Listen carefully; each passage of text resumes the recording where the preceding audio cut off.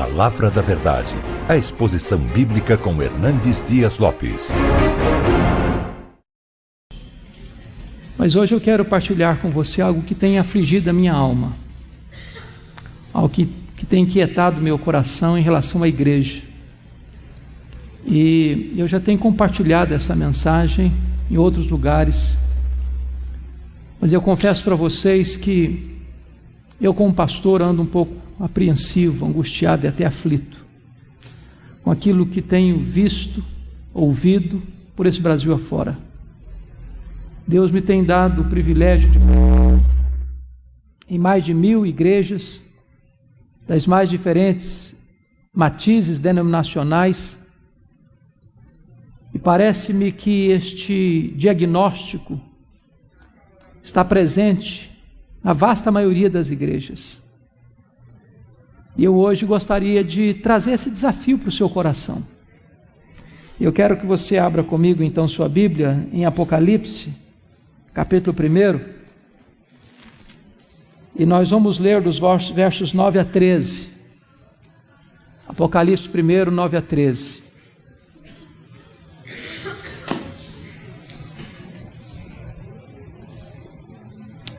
Está escrito: eu, João, irmão vosso e companheiro na tribulação, no reino e na perseverança, em Jesus achei-me na ilha chamada Patmos por causa da palavra de Deus e do testemunho de Jesus.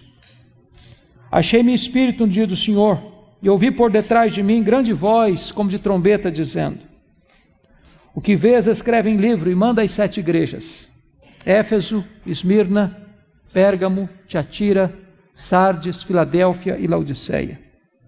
Voltei-me para ver quem falava comigo, e voltado vi 7 candeeiros de ouro, e no meio dos candeeiros um semelhante a filho de homem. Agora capítulo 3, por favor, versos 14 a 22. Ao anjo da igreja em Laodiceia escreve: estas coisas diz o Amém, a testemunha fiel e verdadeira, o princípio da criação de Deus. Conheço as tuas obras, que nem és quente nem frio. Quem dera fosses frio ou quente. Assim, porque és morno e nem és quente nem frio, estou a ponto de vomitar-te da minha boca. Pois dizes: estou rico e abastado e não preciso de coisa nenhuma. E nem sabes que tu és infeliz, miserável, pobre, cego e nu. Aconselho-te que de mim compres ouro refinado pelo fogo, a fim de te enriqueceres, vestiduras brancas para te vestires, a fim de que não seja manifesta a vergonha da tua nudez, e colírio para ungir os teus olhos, a fim de que vejas. Pois eu repreendo e disciplina a quantos amo, sê, pois, zeloso, e arrepende-te. Eis que estou à porta e bato. Se alguém ouvir a minha voz e abrir a porta, eu entrarei e cearei com ele, e ele comigo. Ao vencedor, dar-lhe-ei sentar-se comigo no meu trono, como eu venci, sentei com meu Pai no seu trono. Quem tem ouvidos, ouça o que o Espírito diz às igrejas. Amém.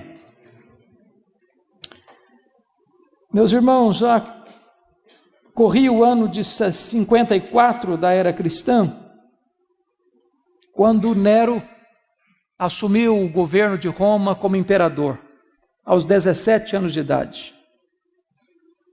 E desde que esse jovem imperador assumiu o governo de Roma, é que a preocupação de um período muito difícil surgiria na vida da igreja. Ele era um camarada louco, megalomaníaco, violento e devasso. Mandou matar sua própria mãe, outros membros da sua família. 10 anos depois que Nero estava governando Roma, exatamente no ano 64, precisamente no dia 17 de julho daquele ano, esse homem, diz os historiadores, incendiou a capital do império. Queria reconstruir a Roma mais bela. Subiu para o alto da torre de Mecenas, vestido de ator, tangendo a sua lira, assistindo de lá o espetáculo das chamas destruindo a cidade. Foram 7 noites e 6 dias de incêndio, de 17 de julho a 24 de julho de 64. Quando o incêndio acabou, a cidade estava devastada. Dos 14 bairros de Roma, 10 deles foram devastados. Os 4 bairros restantes, densamente povoados por judeus e cristãos, dão a Nero um álibi para botar a culpa do incêndio nos cristãos. E começa ali uma brutal, sangrenta e cruel perseguição. Os historiadores afirmam que faltou madeira na época para fazer cruz, tamanha quantidade de crentes que foram crucificados. Os crentes eram cobertos de piche, amarrados nos postes, queimados vivos para iluminar as ruas e as praças de Roma. Um verdadeiro massacre. 2 anos depois, ano 66, explode uma rebelião dos judeus em Israel, mormente em Cesareia Marítima, porque uma sinagoga judaica fora profanada e os zelotes, que nunca foram favoráveis ao governo de Roma em Israel, se rebelaram. Naquela época, Roma manda para lá o general Tito para tentar resolver aquele motim, aquela rebelião. 2 anos depois, ano 68, Nero está numa situação insustentável com o Senado romano. O Senado o depõe, ele entra em crise, tira sua própria vida e se mata. 2 anos depois, ano 70, a rebelião em Israel é incontrolável. O general Tito cerca Jerusalém, invade Jerusalém, destrói Jerusalém, queima o templo de Jerusalém, passa ao fio da espada a milhares de judeus e cristãos e promove o que nós chamamos de a maior diáspora, a maior dispersão dos judeus de todos os tempos, desde o ano 70 até 14 de maio de 1948, quando Israel retorna ao seu território. Nesse mesmo ano, o imperador Vespasiano inaugura em Roma o Coliseu. E numa festa de 100 dias de inauguração, mais de 10 mil cristãos foram mortos com requintes de crueldade. Eles eram enrolados em peles de animais, jogados nas arenas para os cães morderem, para os touros pisarem, para os leões esfaimados da Líbia devorarem. Verdadeiro banho de sangue. Ano de número 86 da era cristã. Assume o governo de Roma Domiciano, chamado de Segundo Nero, pela crueldade com que perseguiu a igreja. O primeiro imperador a arrogar para si o título de Senhor e Deus, pois foi este imperador que deportou o apóstolo João, então pastor da igreja de Éfeso, capital da Ásia Menor, para a ilha do Mar Egeu, a ilha de Pátimos. E vale ressaltar que a essas alturas o único representante do colégio apostólico vivo era João. Todos os demais apóstolos estavam mortos pelo viés do martírio. Certamente o propósito de Domiciano era calar a voz do último apóstolo do Senhor Jesus Cristo, fechando-lhe todas as portas na terra, isolando-o nessa ilha vulcânica. Mas quando todas as portas se fecharam para João na terra, Deus abriu-lhe uma porta no céu e disse: sobe para aqui e eu te mostrarei não as coisas que talvez aconteçam, não as coisas que podem acontecer, eu te mostrarei as coisas que devem acontecer. Até nas horas mais sombrias, amargas, adversas, Deus está no trono. As rédeas da igreja estão nas suas poderosas mãos. Deus nunca perdeu o controle. Aquele dia era um dia de domingo, era o dia do Senhor. Quando João escuta atrás dele uma voz como de trombeta dizendo: que vês, escreve em livro e manda às 7 igrejas: Éfeso, Esmirna, Pérgamo, Tiatira, Sardes, Filadélfia e Laodiceia. Diz que quando João se voltou para ver quem falava com ele, ele não viu quem falava com ele. Ele viu 7 candeeiros de ouro. Ele viu as 7 igrejas. E no meio das igrejas, um semelhante a filho de homem. O mundo só pode ver Jesus na igreja e através da igreja. Mas o Cristo que João vê não é mais o Cristo angustiado, com angústia mortal, chorando, suando sangue, prostrado sobre os seus joelhos, daquele Getsêmani. O Cristo que João vê Não é mais o Cristo humilhado, cuspido e esbordoado do sinédrio judaico. O Cristo que João vê não é o Cristo humilhado, vilipendiado do pretório romano. O Cristo que João vê não é o Cristo que caminha carregando uma cruz pesada debaixo dos apupos e vaias de uma multidão ensandecida, tresloucada, sangue sedenta. O Cristo que João vê não é o Cristo suspenso entre a terra e os céus, pregado naquela cruz. O Cristo que João vê é o Cristo da glória, é o Cristo vencedor, é o Cristo onipotente.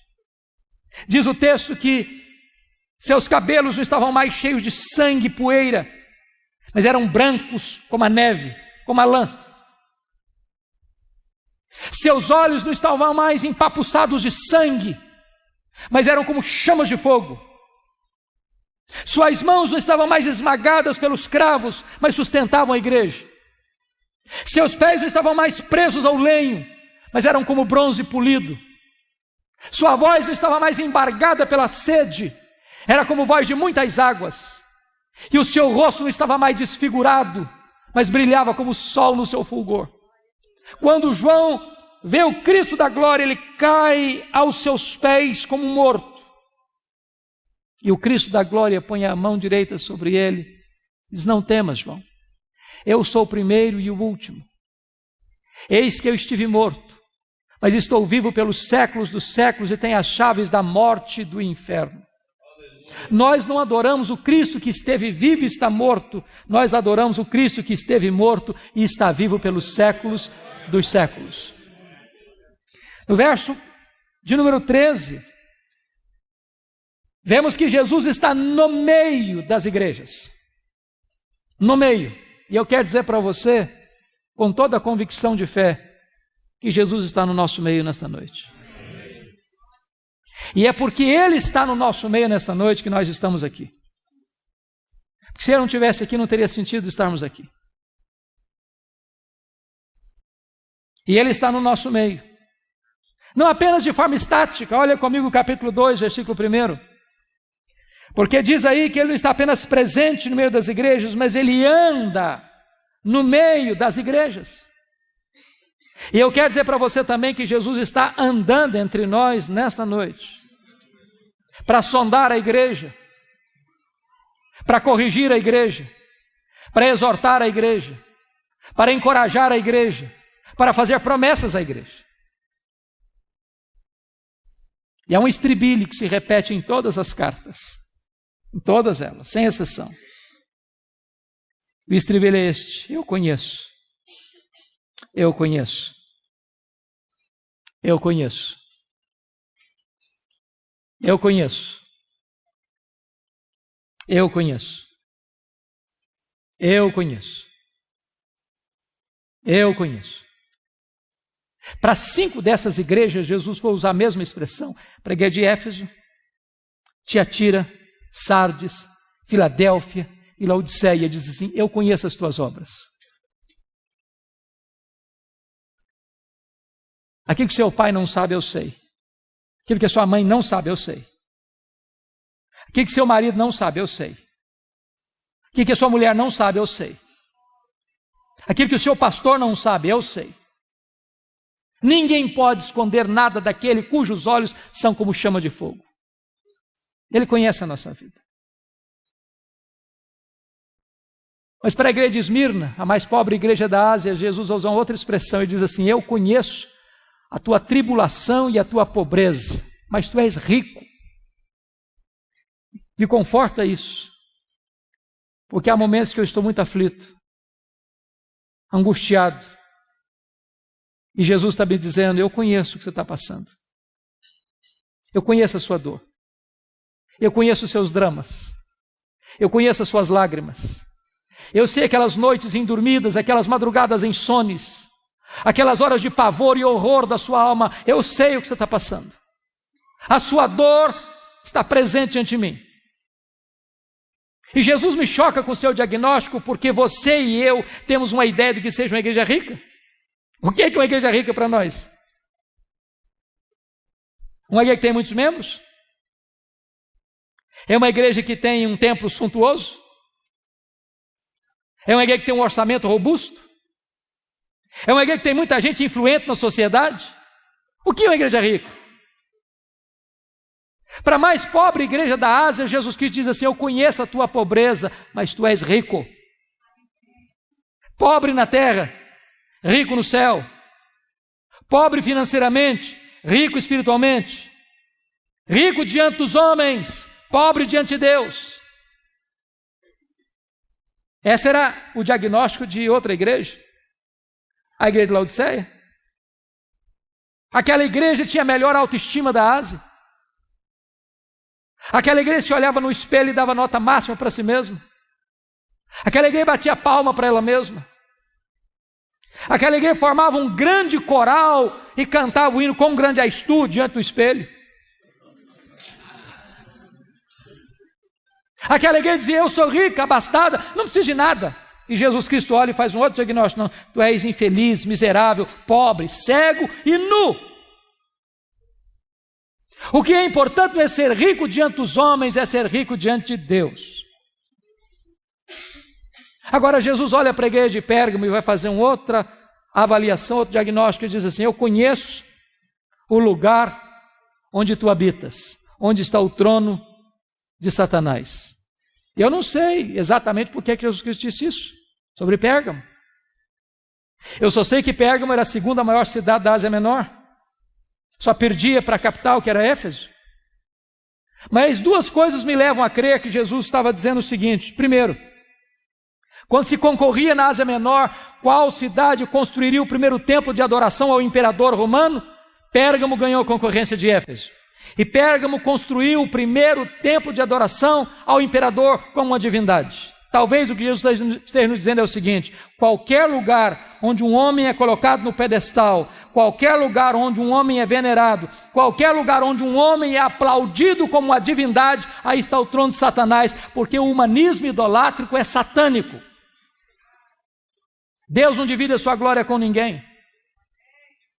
Na igreja de Deus não tem espaço para projeção humana.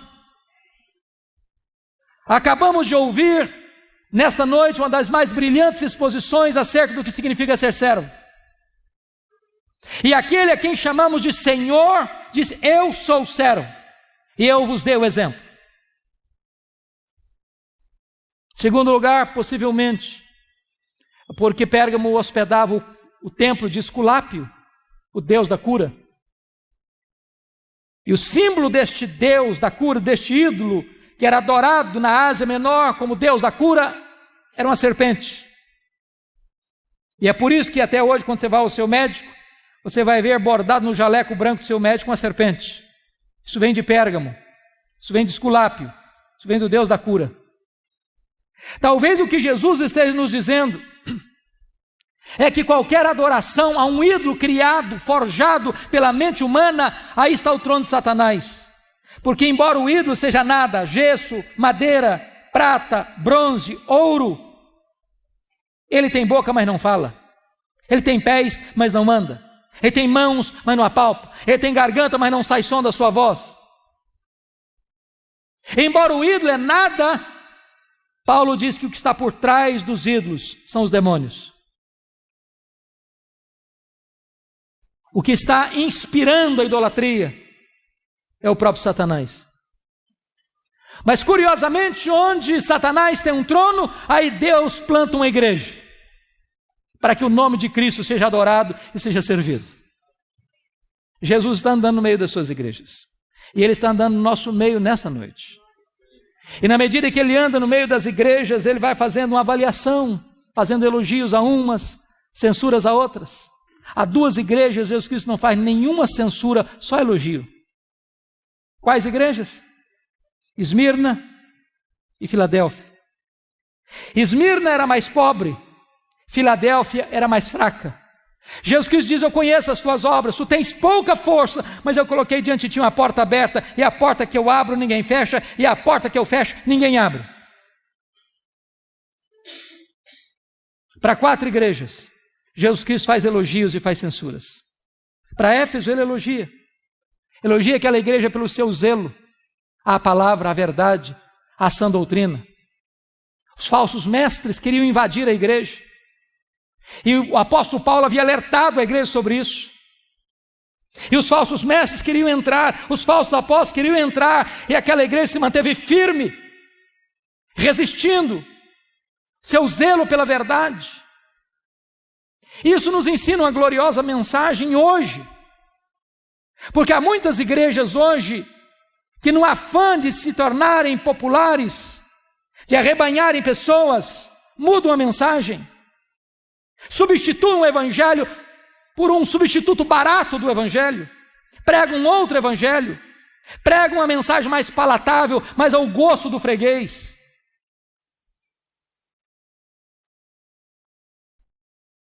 E é preciso dizer com todas as letras que o nosso papel não é sermos populares, mas sermos fiéis. Nós não temos o direito de mudar a mensagem para agradar as pessoas. Nós não fomos chamados para sermos artistas, mas para sermos servos. E Jesus elogia aquela igreja pela sua fidelidade. Nenhuma igreja que transija com a verdade de Deus pode agradar o Deus da palavra.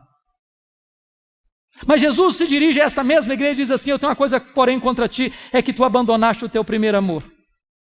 E aqui me vem um grande risco, porque às vezes na defesa da verdade a igreja pode perder a piedade. Conserva a sua ortodoxia, mas perde o seu fervor. Conserva a sã doutrina, mas perde o seu entusiasmo. É ortodoxa de cabeça, mas é herege de conduta. Tem fogo na mente, luz na mente, como dizia Jonathan Edwards, mas não tem fogo no coração. Isso é dramático. Dramático. Talvez nas nossas chamadas igrejas históricas, graças a Deus, a gente não vê heresia. Muito raramente você vê uma heresia pregada, mas também falta fervor. Como dizia John Wesley aos seus alunos: meus filhos, ponham fogo no seu sermão, ou então põe o seu sermão no fogo.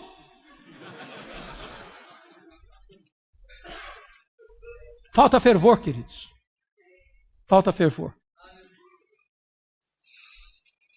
Jesus Cristo elogia a igreja de Tiatira, porque aquela igreja agora, quando escreve, tem mais fé, mais obras e mais amor do que lá atrás. Mas Jesus diz assim: eu tenho uma coisa contra ti, é que tu permites que esta falsa profetisa Jezabel induza o meu povo à prostituição. Agora preste bem atenção uma coisa: Éfeso tinha doutrina, mas não tinha amor. Tiatira tinha amor, mas não tinha doutrina. Nós poderíamos ser a igreja mais acolhedora da cidade. Nós poderíamos ser a igreja onde o culto fosse a coisa mais gostosa de participar da cidade. Nós poderíamos ter uma congregação plena de comunhão, de koinonia. Mas se nos falta a sã doutrina, essa igreja também não agrada a Jesus. Nós não podemos separar o que Deus uniu: teologia e ética, doutrina e vida, credo e conduta, teologia e piedade. Jesus elogia a igreja de Pérgamo. Os líderes da igreja de Pérgamo, sobretudo o seu líder principal, Antipas, foi martirizado na igreja. E diz os historiadores que dentro de um boi de bronze carbonizado. Está escrito aí no seu texto sobre o martírio de Antipas.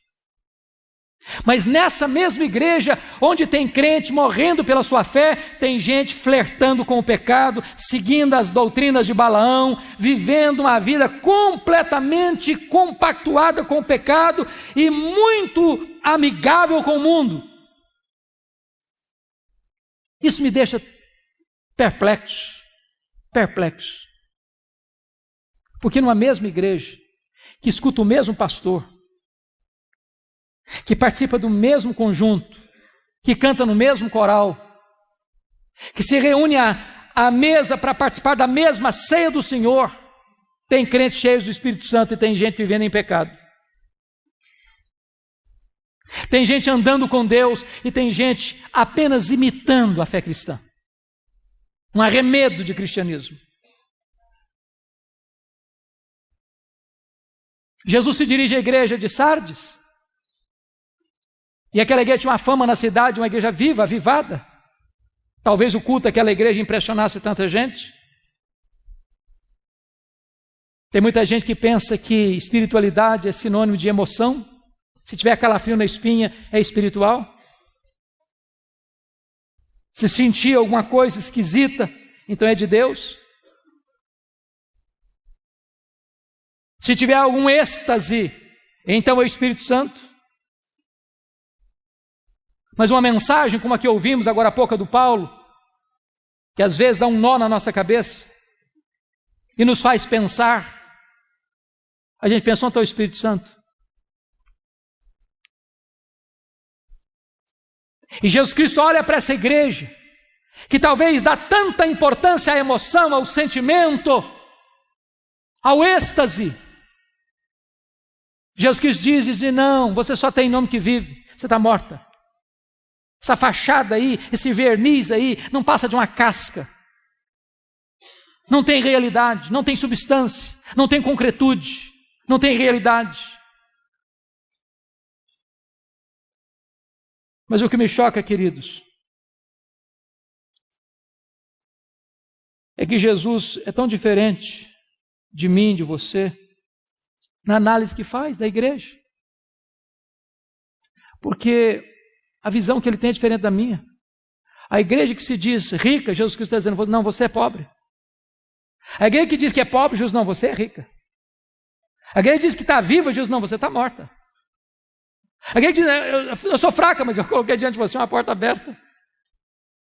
Isso me leva a duas conclusões. O importante não é o que você pensa a seu respeito. O importante não é o que as pessoas dizem a seu respeito. O importante é o que Jesus diz a seu respeito. Jesus não tem uma opinião sobre nós. Jesus tem um diagnóstico. Ele conhece a nossa vida. Mas agora preste atenção comigo, e eu queria que você voltasse sua atenção para o capítulo 3. Me deter um pouquinho aqui. Para a igreja que tinha a melhor autoestima da Ásia.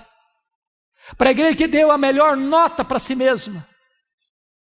Para a igreja que talvez desfrutasse da melhor reputação na cidade. Jesus Cristo olha e faz um diagnóstico sombrio. E não tem sequer um elogio para fazer, apenas censuras. A igreja de Laodiceia. E eu queria olhar para esse texto sobre três perspectivas. Dos versos 15 a 17, Jesus está fazendo um diagnóstico. Dos versos 18 a 20, Jesus está fazendo um apelo. Dos versos 21 e 22, Jesus está fazendo uma promessa. E eu não sei se você já parou para perguntar por que Jesus usou as figuras que usou aqui nesse texto. Frio, quente, morno, ouro puro, vestes brancas, colírio. Será que foi casualmente? Fortuitamente? Absolutamente não. Jesus era fiel e Jesus era relevante. Jesus conhecia o texto, Jesus conhecia o contexto. Jesus conhecia a palavra e Jesus conhecia o povo. Jesus conhecia o evangelho e Jesus conhecia a cultura. Jesus conhecia a geografia, Jesus conhecia o contexto em que aquela igreja estava e pegou todas estas coisas e tornou as ferramentas úteis para a comunicação eficaz do evangelho. Jesus não era daquele tipo de pregador que dava respostas a perguntas que não eram feitas. Jesus era oportuno. Talvez você tenha perguntado, mas por que ele usou essas figuras? Frio, quente, morno. Temos que entender a geografia. Você sabe que Laodiceia ficava e fica na região chamada Vale do Rio Lico. E neste vale há 3 cidades próximas, 9 quilômetros uma da outra. Hierápolis, Colossos e Laodiceia. Hierápolis era mundialmente conhecida pelas suas fontes de águas quentes. Era a nossa Caldas Novas brasileira. Ali uma montanha chamada Castelo de Algodão, de rochas brancas calcárias, onde as águas brotam quentes, cálidas. e vão descendo naquela montanha, formando piscinas e cascatas, e aqueles lugares de piscinas naturais, pessoas vinham e vêm até hoje para tomar seus banhos terapêuticos ali e curar as suas doenças. Do outro lado do rio Lico ficava Colossos, curiosamente conhecida pelas suas fontes de águas frias, geladas, também terapêuticas. Laodiceia, a maior cidade, não tinha fontes nem de águas quentes, nem de águas frias. As águas que chegavam em Laodiceia vinham das montanhas por meio de aquedutos e chegavam lá mornas, tépidas, impróprias para beber, impróprias para uso terapêutico. Jesus pega este gancho da geografia e diz para a igreja: quem dera tu fosses quente com mais águas de Herápolis, quem dera tu fosses fria com mais águas de Colossos, mas porque tu és morna com mais águas que chegam na cidade, eu estou a ponto de vomitar-te da minha boca. Por que Jesus usou a figura do ouro puro? Porque Laodiceia era o maior centro bancário da Ásia Menor, era a cidade dos endinheirados. Jesus está dizendo: vocês se orgulham do ouro que vocês têm, mas espiritualmente vocês estão pobres. Por que Jesus usou a figura das roupas alvas? Porque Laodiceia era o maior centro têxtil da Ásia Menor. Jesus está dizendo o seguinte: vocês se orgulham das suas fábricas de roupas, mas espiritualmente vocês estão nus. Por que Jesus usou a figura do colírio? Porque Laodiceia era o maior centro oftalmológico da Ásia Menor. Jesus está dizendo: vocês se orgulham das suas clínicas de tratamento de olhos, mas espiritualmente vocês estão cegos. O que Jesus está fazendo? Um diagnóstico. Mas sabe o que me impacta nesse texto? Não é o que Jesus vê, é o que Jesus não vê nessa igreja. Me choca isso. Porque a igreja que mais recebeu censura de Jesus e nenhum elogio, não recebe de Jesus nenhuma censura por problemas teológicos, doutrinários. Não tem falsos apóstolos lá, não tem falsos mestres lá, não tem Jezabel lá, não tem doutrina de Balaão lá, não tem os nicolaítas lá, não tem os falsos apóstolos lá. Aquela igreja não está sendo atacada por heresias nem por falsos mestres. Diríamos hoje que Laodiceia seria uma igreja ortodoxa. E uma igreja ortodoxa está recebendo de Jesus a mais severa censura. Eu estou a ponto de vomitar da minha boca. Leia as cartas e vocês ficarão chocados. Não há nenhuma censura de Jesus de problemas morais na igreja de Laodiceia. Havia problema moral na igreja de Pérgamo, havia problema moral na igreja de Tiatira, havia problema moral na igreja de Sardes. Nessa igreja não há nenhuma denúncia de escândalos, de pecados. A igreja tinha uma boa reputação diante do espelho e aos olhos da sociedade. Diríamos hoje, a igreja de Laodiceia era uma igreja ética. Leia as cartas e vocês não verão qualquer denúncia de Jesus de pobreza.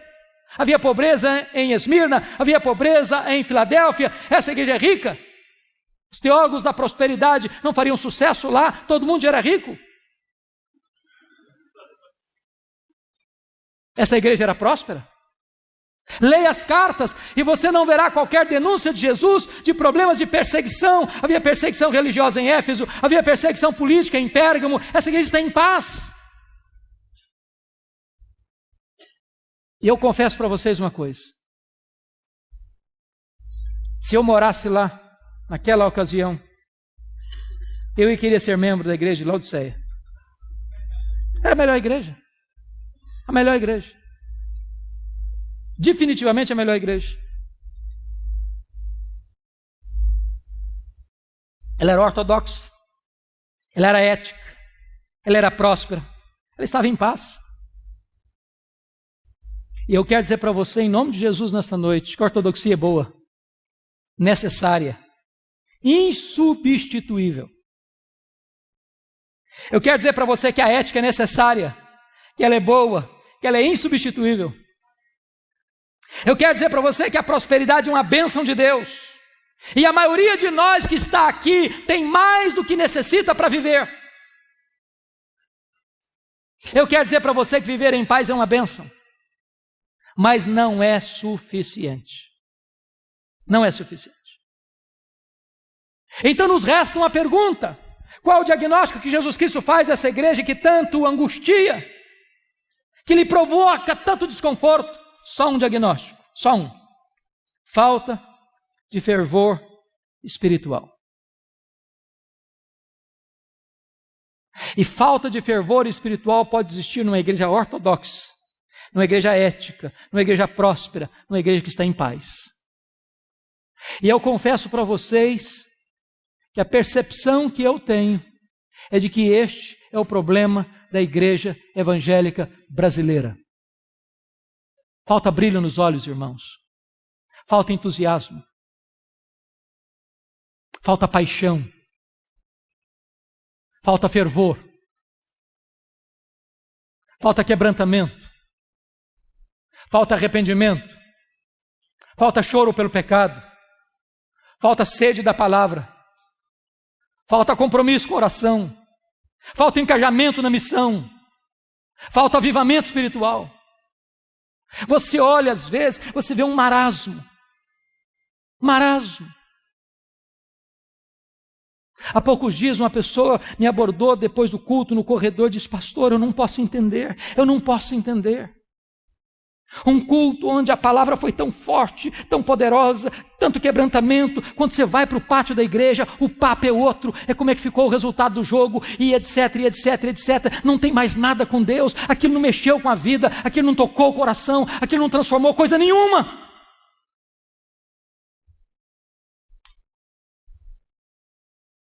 Eu temo, irmãos, que a igreja evangélica brasileira esteja dando passos largos e decisivos rumo à secularização. As pessoas aderem à igreja, mas não são transformadas. Há muito ajuntamento, mas pouco quebrantamento, muita trovoada, mas pouca chuva, muitas folhas, mas poucos frutos.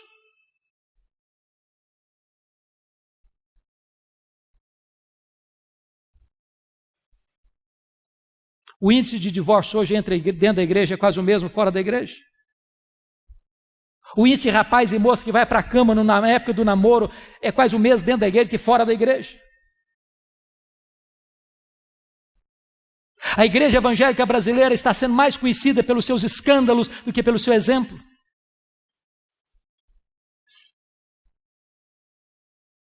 Hoje, eu conheço igrejas protestantes, históricas, reconhecidas, onde os presbíteros, os líderes, têm a confraria do charuto e do uísque.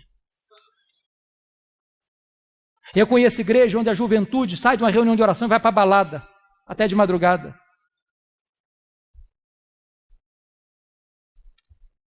Há poucos dias um pastor me disse chorando: a minha denominação esse ano não batizou um crente por igreja, em média, durante o ano. Estive pregando em São Paulo há poucos dias e um pastor me disse que no seu presbitério a média de pessoas recebidas naquele ano foi um membro por igreja no ano. Há 15 dias estava pregando lá em Pinheiros e uma pessoa se aproximou de mim e disse: pastor, eu pertenço a um presbitério, o reduto do conservadorismo em São Paulo, e o nosso presbitério demorou 23 anos para plantar uma igreja. E nós temos boas desculpas teológicas para isso.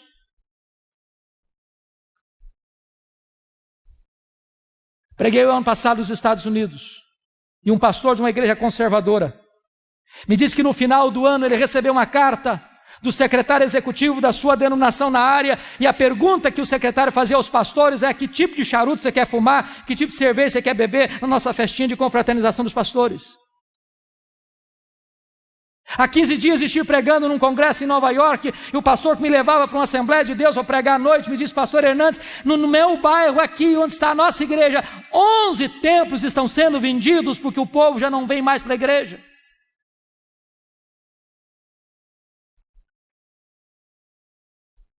Falta fervor, queridos.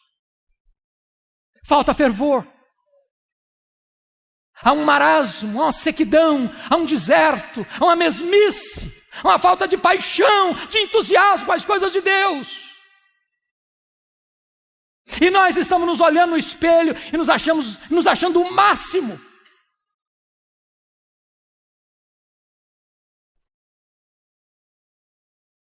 Quer ver uma coisa que me entristece hoje profundamente, me envergonha até como pastor? As nossas festas de casamento. Eu não sei como é que está acontecendo na sua região, não, mas na minha região, pelo Brasil afora, eu ando, eu escuto os pastores aflitos com isso. Você faz um culto na igreja, é uma bênção, uma mensagem maravilhosa, uma música maravilhosa. Você sai do culto, você sai do templo, vai para um cerimonial, lá o pau quebra, o pau quebra, o pau quebra. A música que rola lá não tem nada a ver com Deus mais. Bebida alcoólica, você serve todas. As luzes se acendem e viram uma boate moderna, e o povo de Deus cai na pista de dança e volta para casa bêbado, com as pernas bambas. Olha para o retrovisor e veja as igrejas que entraram por esse caminho, onde foram parar. Ou a igreja tem a coragem de botar o pé no freio, ou nós entraremos num processo de secularização irremediável. Jesus está no meio da sua igreja. Ele tem um diagnóstico na sua mão. Eu conheço as suas obras. Depois desse diagnóstico, Jesus Cristo tem um apelo a fazer. E ele é tão maravilhoso e tão doce, tão terno, que ele começa o apelo assim no verso 18. Aconselho-te. Eu podia mandar, mas dá conselho. Aconselho-te que tu compres de mim ouro refinado pelo fogo para te enriqueceres. Vestiduras brancas para te vestires, a fim de que não seja manifesta a vergonha da tua nudez, e colírio para ungir os teus olhos, a fim de que vejas. E Jesus está nos dando a pista aqui. Aconselho-te que tu compres de mim. Que tu compres de mim. Que tu compres de mim. Porque eu conheço em você também muitos pastores, muitos líderes, muitas igrejas e até denominações que se perderam na busca do fervor.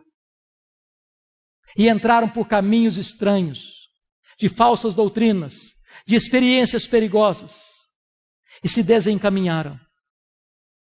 E Jesus está nos dizendo o seguinte: o único que pode restaurar o fervor no nosso coração é o próprio Senhor Jesus. Nós não temos que correr atrás das últimas novidades do mercado da fé, nós temos que nos voltar para Jesus, é Ele quem aquece o coração. Quando aqueles discípulos de Emaús tiveram um encontro com Jesus e os seus olhos foram abertos, o coração aqueceu. Que quando os olhos se abrem e o coração aquece, também os pés se apressam. E quando os olhos se abrem e o coração aquece e os pés se apressam, os lábios se abrem para dizer que Jesus reina, que Ele está vivo e que Ele é o Senhor, a razão da nossa vida.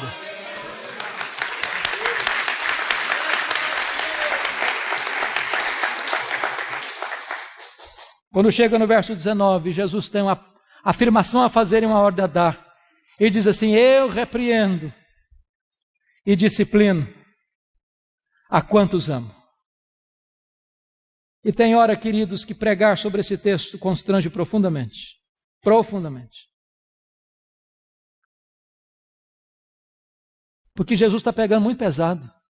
Muito pesado. Essa mensagem não é politicamente correta. Ela não é popular. Não é aquele tipo de mensagem que o pregador recebe um tapinha nas costas na porta da igreja. Mas sabe por que Jesus está pegando pesado comigo, com você? Porque Ele está dizendo o seguinte: eu não desisto de você. Eu não abro mão da sua vida. Eu não fui para a cruz, eu não morri, eu não ressuscitei para gerar um crente apático, insosso, morno, vazio, insosso, sem sabor. Jesus Cristo foi ao céu e enviou o seu Espírito para que você e eu fôssemos cheios do seu Espírito, revestidos com poder, o mesmo poder que ressuscitou Jesus dentre os mortos. E não é admissível que você e eu vivamos uma vida fracassada, medíocre, pobre, rasa, insossa, vazia, morna espiritualmente. Por isso Ele tem uma ordem a dar: sê pois zeloso e arrepende-te, muda a tua vida, muda a tua conduta. Quando chega o verso 20, docemente Ele se apresenta outra vez, diz: eis que estou à porta e bato. Se alguém ouvir a minha voz e abrir a porta, eu entrarei, cearei com ele e ele comigo. E o que mais me choca nesse texto, sabe o que é? É que a igreja de Laodiceia era narcisista. Ela se bastava a si mesma. Ela era um fim em si mesma. Tudo acontecia com ela, por meio dela e para ela. Ela se reunia porque gostava. Ela cantava porque gostava, ela pregava porque gostava, ela ofertava porque gostava, ela fazia tudo porque ela era o centro de todas as coisas. E Jesus do lado de fora ainda. Que Jesus nos convide a cear com Ele. É um milagre. Mas que Ele queira cear conosco é graça. É graça. E a única maneira do coração aquecer é assentar-nos com Jesus. É termos intimidade com Jesus. É conhecermos a sublimidade do conhecimento de Jesus. É experimentarmos a beleza, a santidade, a glória do excelso Filho de Deus. Por isso, depois deste apelo, ele vai fazer a promessa. E no verso 14 ele diz por que ele tem competência para fazer a promessa. Estas coisas diz o amém. Não tendo ninguém maior do que ele para fazer o juramento, ele é o próprio juramento, ele é o amém. Ele é a última palavra de Deus. Ele é a testemunha fiel e verdadeira, porque o que ele fala, ele cumpre, o que ele faz, ninguém pode impedir sua mão de fazê-lo. E ele é o princípio da criação de Deus, porque foi ele quem trouxe tudo à existência. Sem ele nada do que foi feito se fez, e se ele do nada criou todas as coisas, ele é poderoso também para restaurar o fervor espiritual no seu e no meu coração. E a promessa é esta, no verso 21. Ao vencedor, dar-lhe-ei sentar-se comigo no meu trono, como eu venci e sentei com o meu Pai no seu trono. Preste bem atenção na transição do verso 20 para o verso 21. Ele sai da intimidade da mesa para a publicidade do trono. Quem se assentará publicamente com ele no trono? Quem assentou-se com ele intimamente à mesa. Por isso, Jesus Cristo diz: quem tem ouvidos, ouça o que o Espírito diz às igrejas. Meus irmãos, em julho de 2011 eu fui visitar essas igrejas. Caminhei por todas essas cidades, parei em todos os lugares, e eu confesso a vocês que algumas vezes eu chorei bastante. Porque estas 7 igrejas estão mortas, literalmente mortas. Apenas escombros, pedras reviradas, muita poeira, vaga lembrança de uma igreja que existiu no passado. Nessa mesma região não tem hoje 1% de crentes em Cristo Jesus. Sabem por que essas igrejas morreram? Porque elas não ouviram o que o Espírito Santo disse a elas. Olha para a Europa. O velho continente, berço do protestantismo, onde aconteceu a reforma do século XVI, movimentos puritanos, movimentos morávios, movimentos pietistas, as missões modernas, os grandes avivamentos históricos. Hoje a Europa é um continente pós-cristão. Eu estive o ano passado pregando em Genebra, aquela cidade que já foi considerada uma maquete do reino de Deus na terra. Hoje não tem vestígio de cristianismo em Genebra. O ano passado eu estava pregando em Londres e um pastor me disse, com lágrimas nos olhos, diz: pastor Hernandes, a Inglaterra hoje não é mais a terra de John Wesley, de George Whitefield. A Inglaterra hoje não é mais a Inglaterra de William Carey, de William Wilberforce.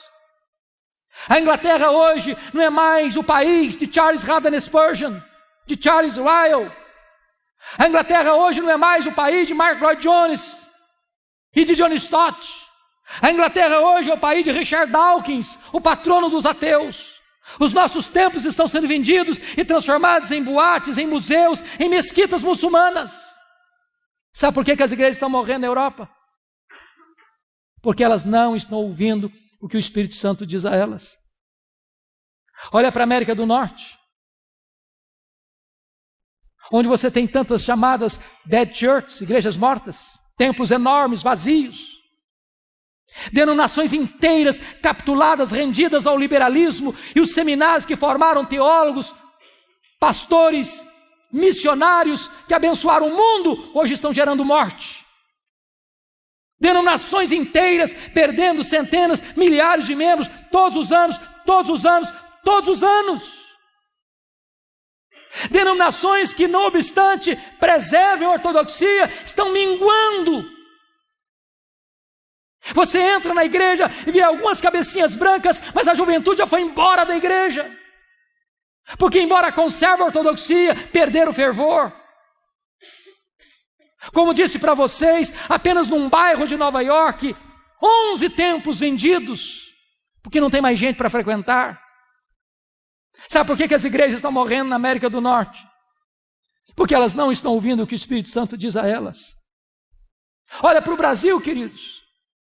Olha para o Brasil, onde você já tem denominações capituladas ao liberalismo, perdendo membros ano após ano, minguando, paradas, estagnadas. Onde você tem outros redutos lotados de multidões e multidões, mas não tem evangelho, mas não tem boas novas, mas não prega sobre arrependimento, mas não se prega sobre justificação pela fé, não se prega sobre regeneração, não se prega sobre as glórias por vir. Olha para as denominações, que embora algumas conservem a ortodoxia, mas perderam o fervor, perderam o entusiasmo. Meus irmãos, a cada 3 gerações uma igreja pode correr o risco de entrar num processo de secularização. Aquela geração que nasceu lá no Egito, morreu no deserto. Aquela segunda geração que nasceu no deserto, entrou na terra prometida. Mas aquela geração que nasceu na terra prometida, a terceira geração, já não conhecia Deus mais. Talvez os nossos avós foram mais crentes que os nossos pais. Talvez os nossos pais foram ou são mais crentes do que nós. Talvez nós estamos sendo mais crentes que os nossos filhos.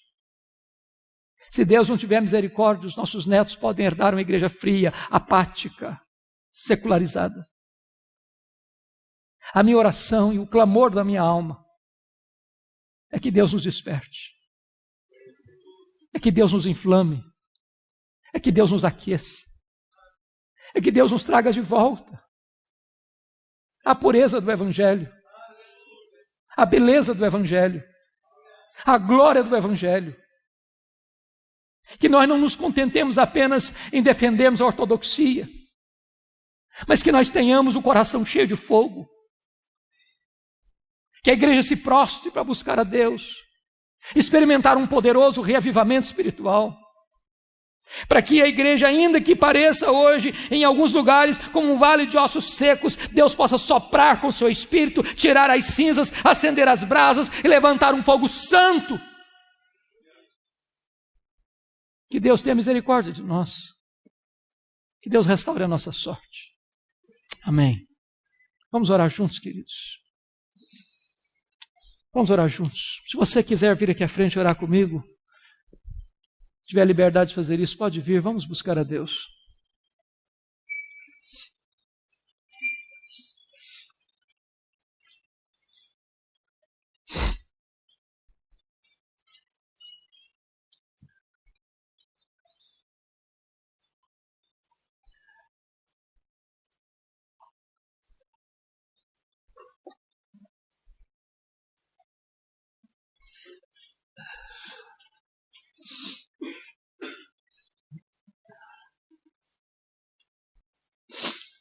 Ó Deus bendito, Deus de toda graça, nós precisamos de Ti, Deus. Nós precisamos de Ti. Nós não queremos viver os dias da nossa vida sem experimentar verdadeiramente a plenitude do Evangelho na nossa vida. Não queremos apenas olhar pelo retrovisor e ver as maravilhas que Tu já fizeste no passado. Tu és o mesmo Deus. Faz de novo, Senhor. Faz de novo, Deus. Visita a Tua igreja. Restaura a Tua igreja. Reaviva a tua igreja. Levanta aqueles que estão caídos. Inflama os que estão frios. Renova os que estão desanimados. Apruma os que estão frouxos da fé. E dá vigor à tua igreja, para que ela viva na plenitude da tua graça, sendo uma igreja santa, pura, vigorosa, ousada, comprometida e fiel. Manifesta a tua glória, Senhor, e restaura a nossa sorte, em nome de Jesus, para a glória de Jesus. Aleluia, amém. Graças a Deus. Deus abençoe, amados, em nome de Jesus. Palavra da Verdade, a exposição bíblica com Hernandes Dias Lopes.